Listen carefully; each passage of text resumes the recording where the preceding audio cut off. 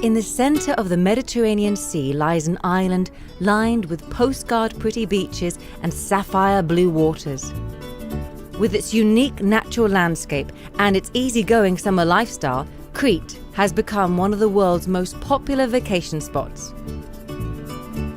But despite its popularity, Crete has kept many of its treasures secret, known only to the few and the privileged that take the time to really know the island. When I get off the aeroplane, my heart skips. I kind of feel instantly happy. It is quite extraordinary that a place can have that kind of effect on you. It's this big world in the middle of the sea.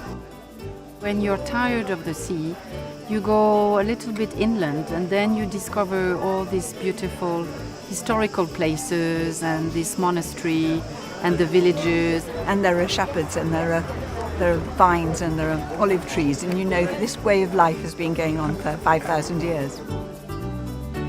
This is the Cretan way of life, living close to nature and its treasures. A mild climate, a beautiful landscape, and the fruits of the earth. Looking around the Cretan landscape, one immediately sees the holy alliance that is at the center of the Cretan diet. Everywhere you look, you will see vineyards next to olive orchards, grapes growing next to olives. It all started thousands of years ago when a great civilization flourished on this island. This was the time of the Minoans, the first sophisticated society to appear on European soil 2,000 years before Christ. In the luxurious, multi-storied palaces of the Minoans, we find the earliest evidence for large-scale, systematic wine production in Europe. Colourful wall paintings from the palaces, like snapshots of life from 4,000 years ago, show ancient Cretans enjoying wine more or less as we do today. But they were not the only ones. Archaeologists have discovered that Cretan wine was exported by ship to Egypt, the most powerful nation in the Mediterranean.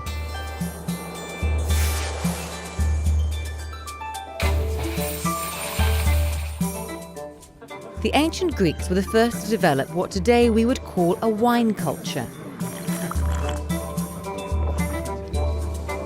Their particular type of wine party, known as the symposium, became very popular around the ancient world. And so Dionysus, the Greek god of wine, conquered the Mediterranean, making wine drinking a part of everyday life. Soon the wines of Crete became a sought-after commodity and found their way to markets from the Red Sea to the Rhone Valley in what today is France.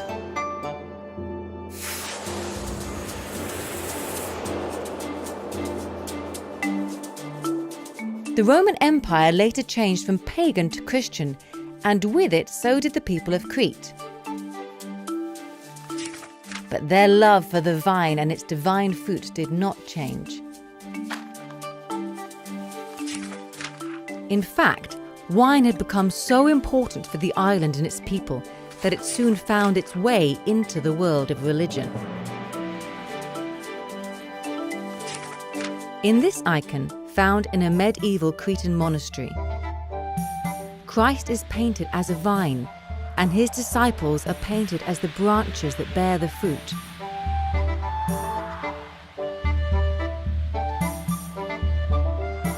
The details of the painting show how well this painter knew the vine. His family probably made their own wine, like generations before them, in a tradition that remains alive to this day. It was this tradition that helped the island's wine culture survive. It was the making of family wine that kept the knowledge and the love for making wine alive. This knowledge, this love, has now been passed on to a new generation of winemakers who are dedicated to introduce Cretan wine to the world once again. Scattered around the valleys between the high mountain ranges and the sea that surrounds them, the modern traveller finds the boutique wineries that are changing the face of Cretan wine. Established by previous generations, These wineries are now run by young people who are setting new standards and new goals. Growing up inside the vineyards and then acquiring modern skills at centers of global wine production, Cretan winemakers know what wine lovers around the world are looking for and how to make it.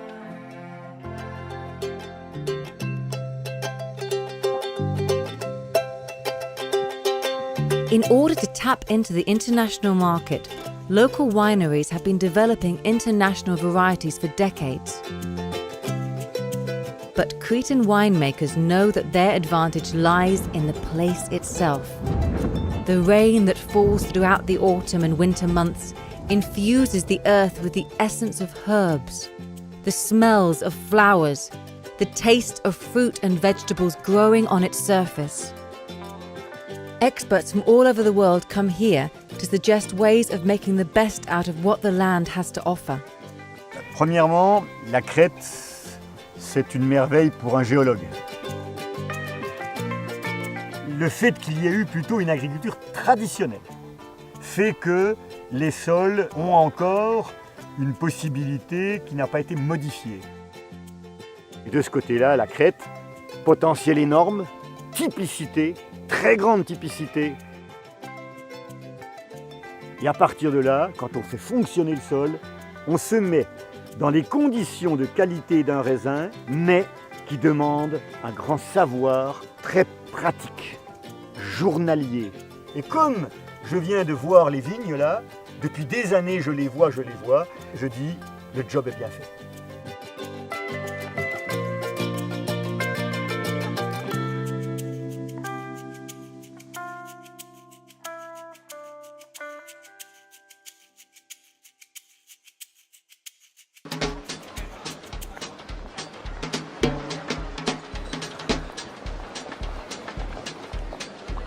Feeling confident that their wine is of the highest standard, Cretan winemakers are trying to let the world know about it.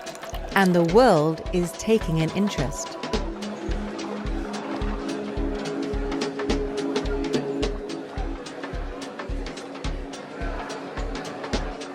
Crete can really play a good role because of the excitement of the products they can offer. I mean, these are wines you cannot find anywhere else in the world.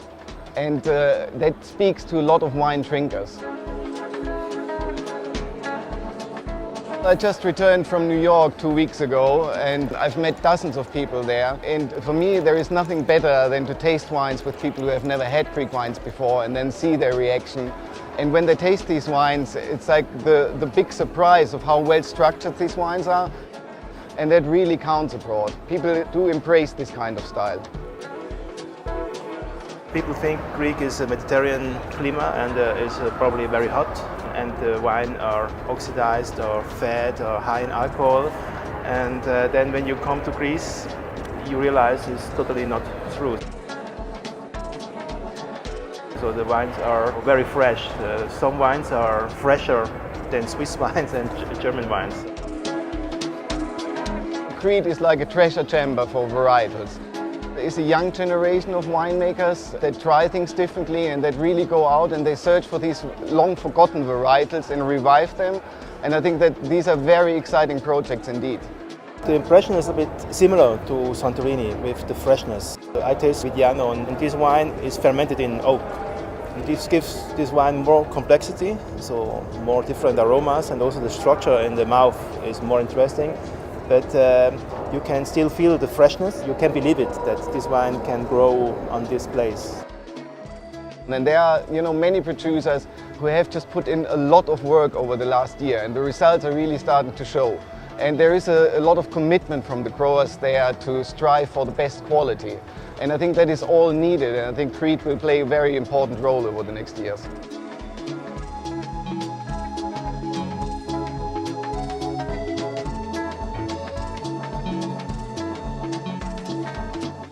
The amount of varieties that we have on the island will allow us to make many different wines with many different characters. One of the most important and the most interesting varieties in Crete is Vidiano.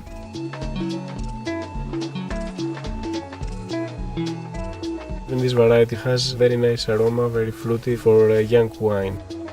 And that is also the reason it's doing so well in the United States and abroad. It has been recently recognized in international magazines and awarded, so it's working very well. Vidiano is not the only variety that is making a name for itself in the world of wine. White wines made from a local grape called Villana have recently gained recognition both at home and abroad. And there are others waiting to be discovered. An ideal companion to Mediterranean dishes is Cozzefalli, a local red variety with strong character and intense aromas.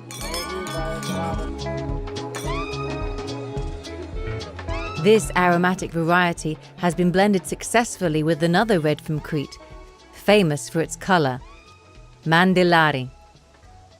We're playing with all the varieties because that's our focus. We're trying to show the world what the treasures of Crete are. Blessed by a climate that combines the highest European average of sunshine throughout the year, with mild temperatures in spring and summer and plentiful rainfall in autumn and winter, the land of Crete has always been ideal for growing fruit and vegetables organically. This is the secret of the Cretan diet. Everything has sprung from the purest soil. Everything has grown in the gentle warmth of the Cretan sun.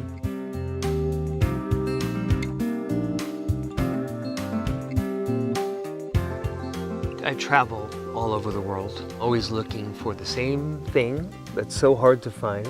I'm looking for something that's authentic, something that's filled with tradition.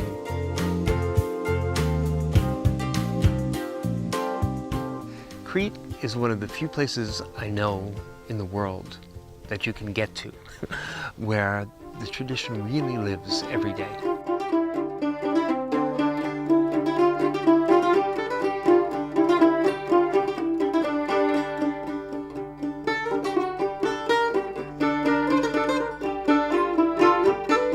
And this is something that's manifest in the food, in the wine, and in the way that people live.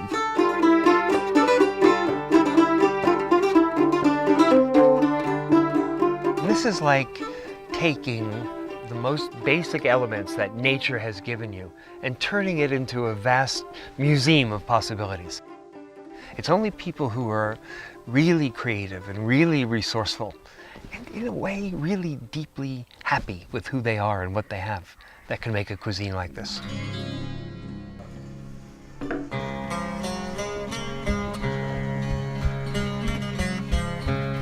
Wonderfully hospitable people who are actually very interesting and have time to listen, and really wonderful food. I mean, because we do love the food here. We do. Wonderful elemental food. Cretan food is exceptional, and wines, when you drink them, they're very different, and they have their own character. And the weather, of course, is just marvellous. And we brought our children here every year for 35 years, and they are still coming. It all goes together in a very happy way. But also, there is no point in drinking the wine unless you're drinking it with friends, and so that is part of the pleasure.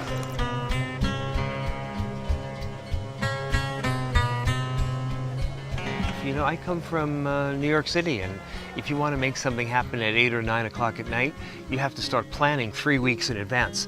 But in Crete, it's 8 o'clock at night, 9 o'clock at night. I don't know what the plans are.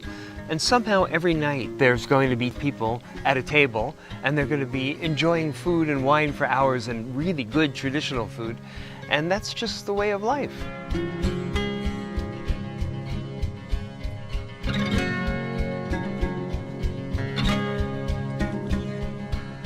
It's better, I think, to focus on the local varieties, and they have slightly different characters from grape to grape. The first time I tasted Cozzefalli, I fell in love with it. I tasted a bottle that was 4 or 5 years old, and first thing was, wow, this is kind of light and elegant. And second thing was, wow, this kind of smells like a 20-year-old Italian wine. In 4 or 5 years, you can start to smell the leather and the earth and the forest floor. Oh, that's great. I was also amazed by the gracefulness of the whites that I tasted. They had really good acid, they were really crisp, they weren't high in alcohol.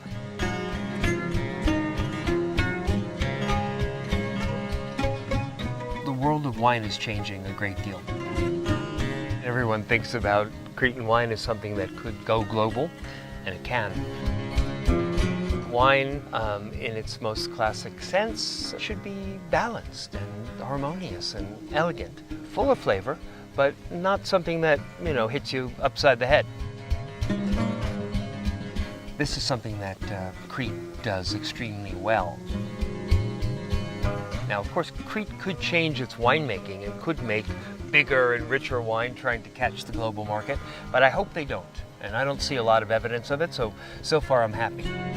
Cretan wine is not very well known in the international market, but I think in the past years the feedback we get from people who taste Cretan wine is very good, and it keeps us hoping for the future. When I give somebody a wine to taste and I get a huge compliment, it's all I need to keep going for another year, to keep trying. Every day you see something new, something different, especially working with the Cretan varieties that are so ancient, which is very exciting. It's like bringing to life a part of history.